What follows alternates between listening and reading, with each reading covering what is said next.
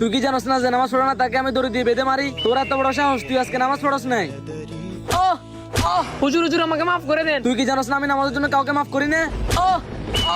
আরে উনি তো দড়ি আলা হুজুর, আজকে আমি নামাজ পড়ি না, আমার মাথায় টুপিও নেই। উনি তো দেখলে আমাকে দড়ি দিয়ে বেঁধে মারবে, তাড়াতাড়ি এখান থেকে ফালাই। হে আল্লাহ, তুমি আমাকে দড়ি আলা হুজুরের হাত থেকে বাঁচাও। কিরে তুই আমাকে দেখে দৌড় দিলি কেন? তার মানে তুই আজকে নামাজ পড়স নাই? আল্লাহ আমাকে বাঁচাও, কাল থেকে আমি 5 ওয়াক্ত নামাজ পড়বো। কিরে কি ভাবতেছস? আর তোর হাতে পিছনে কি? নামাজ ফাঁকি দিয়ে পানির বোতল নিয়ে কই যাইতেছস? না হুজুর, আমি তো নামাজ পড়তে যাইতেছিলাম, হঠাৎ দেখতেছি একটা ছেলে পানির পিপাসা মারা যাইতেছে, তার জন্য পানির বোতলটা নিয়ে যাইতেছি। তোর কথা যদি সত্যি হয় তাহলে তো ঠিক আছে, আর যদি তোর কথা মিথ্যা হয় তাহলে তো জানাস আমার শাস্তি সম্পর্কে। দে বোতলটা দে। আর ছেলে কোথায়? ওই যে ওই পাশে। ঠিক আছে চল। রাস্তার পাশে তো কোনো ছেলে না, আমি তো হুজুরকে মিথ্যা বলছি।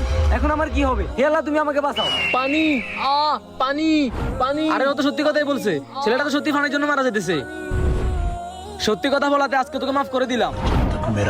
আরে রাস্তার পাশে ছেলে কই থেকে আসলো?